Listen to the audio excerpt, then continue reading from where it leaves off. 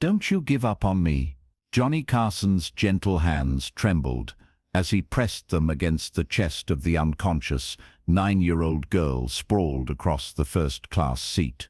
The plane lurched violently to the right, sending oxygen masks swinging like pendulums above their heads. Panic erupted throughout the cabin. Screams, prayers, the sound of luggage tumbling from overhead bins. But America's beloved Tonight Show host heard nothing except his own heart breaking as he fought to save the life of a child who held the key to a family secret that would change everything. "Please, sweetheart," Johnny whispered, tears streaming down his famous face as he continued compressions on the small chest. "Uncle Johnny's here now. You can't leave me before I get to know you." 30,000 feet above the Midwest, as the aircraft battled through a fierce thunderstorm, the man who had made America laugh for 3 decades was desperately trying to save a girl who might be the granddaughter he never knew existed. And discovering that beneath all the jokes and carefully crafted public persona, his heart was capable of love he never imagined possible. Johnny Carson adjusted his reading glasses as he settled into seat 2A of the United Airlines flight from Los Angeles to Omaha. At 67, he was making one of his rare trips back to Nebraska, visiting his hometown of Norfolk for the dedication of a theater in his honor. Though he had retired from the Tonight Show 3 years earlier, Johnny still preferred to travel quietly, avoiding the attention that had followed him for 30 years of late-night television. "Mr. Carson," a small voice said from across the aisle. Johnny looked up from his newspaper to see a 9-year-old girl with cornflower blue eyes and blonde hair in 2 neat braids. She was traveling with what appeared to be her grandmother, an elegant woman in her early 60s, who looked vaguely familiar, though Johnny couldn't place where he might have seen her. "Well, hello there," Johnny said, with his trademark gentle smile. "What's your name, young lady?" "Emma Louise Patterson," the girl said formally, then broke into a grin that reminded Johnny strangely of his own childhood photos. "Grandma says you used to be on TV every night when she was younger." The grandmother leaned forward with an expression Johnny couldn't quite read, nervousness mixed with something deeper. "I'm Dorothy Patterson. I used to watch your show religiously, Mr. Carson. You brought a lot of joy to our house." Johnny nodded graciously. He had heard similar comments thousands of times, but something about this woman's tone suggested there was more to the story. "That's very kind of you to say. Are you folks traveling to Nebraska too?" "We're going to see family in Omaha," Dorothy said carefully. "Emma's never been to Nebraska before. She's very excited." Emma bounced in her seat. "Grandma says my daddy was born there, just like you, Mr. Carson. She says he would have loved to meet you." A shadow crossed Dorothy's face. "Emma's father passed away when she was very young. Car accident. She doesn't remember him much." Johnny felt the familiar pang of sympathy he always experienced when children mentioned lost parents. His own relationship with his father had been complicated, and he had spent years wondering what kind of father he might have been if circumstances had been different. "I'm sorry for your loss," Johnny said gently. "What was your father's name, Emma?" "James Patterson," Emma said proudly. "Grandma says he was really funny, just like you. She says he used to do magic tricks and tell jokes to make people laugh." Something flickered in Johnny's memory, a distant, buried recollection that he couldn't quite grasp. Magic tricks.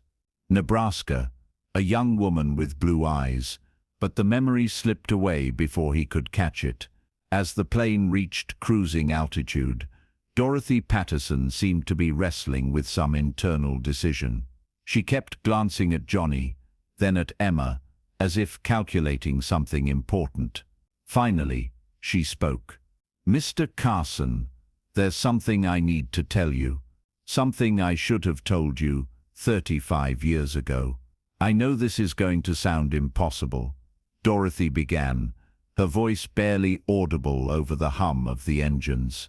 But in 1958, you performed at the Orpheum Theatre in Omaha. It was one of your early magic shows, before you got into television. Johnny nodded slowly. Those early days seemed like a lifetime ago. A young man from Nebraska, trying to make it in show business, performing magic tricks and telling jokes wherever anyone would hire him. I was 19, Dorothy continued. Working as an usher at the theater, you were so charming, so kind to everyone backstage. We talked after the show. You bought me coffee, told me about your dreams of being on television someday. The memory was starting to surface now, vague but real. A pretty blonde girl with bright blue eyes, a late-night diner, conversations about the future. And then, we spent one evening together, Dorothy said, her cheeks flushing with embarrassment even after all these years. It was innocent mostly, just talking and laughing until dawn. You had to leave for Kansas City the next morning for another show. Johnny's heart began to race, as he understood where this story was leading. 3 months later, I discovered I was pregnant, Dorothy whispered.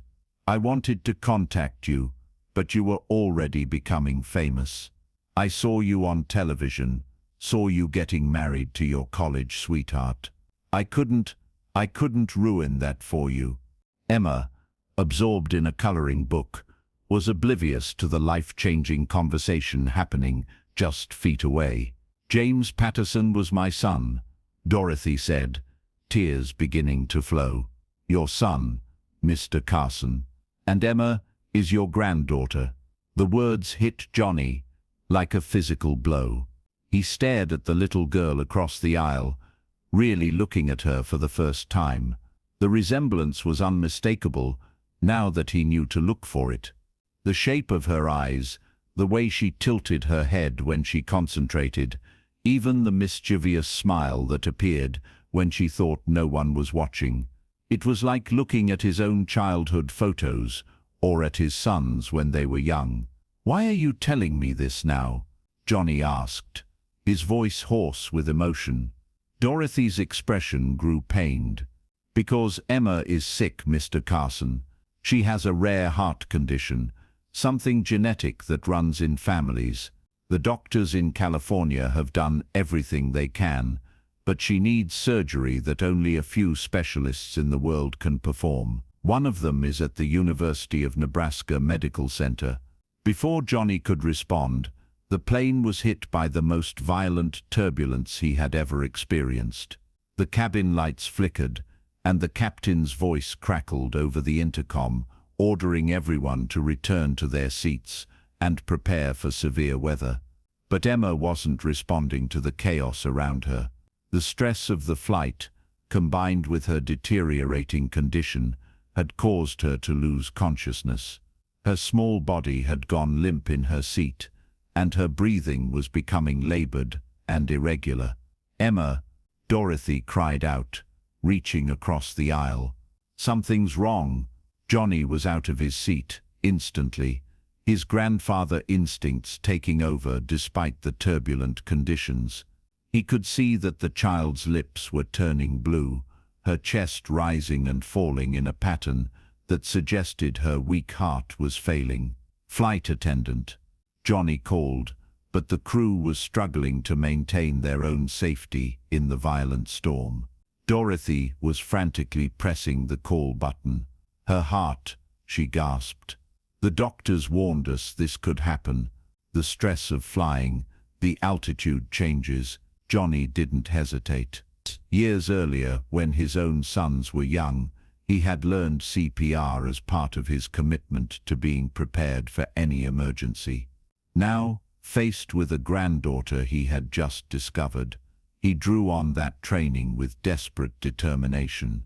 "Come on, sweetheart," Johnny whispered as he began chest compressions on Emma's small frame. "Grandpa Johnny's here now." The next 30 minutes were the longest of Johnny Carson's life. As the plane battled through the storm, he worked tirelessly to keep Emma stable. His hands, the same hands that had performed countless magic tricks and gestured through thousands of monologues, now gently but firmly pumping life into a dying child. Dorothy sat beside them, tears streaming down her face as she told Johnny about James, the son he had never known. James had been a good man, she said, inheriting Johnny's quick wit and natural charm.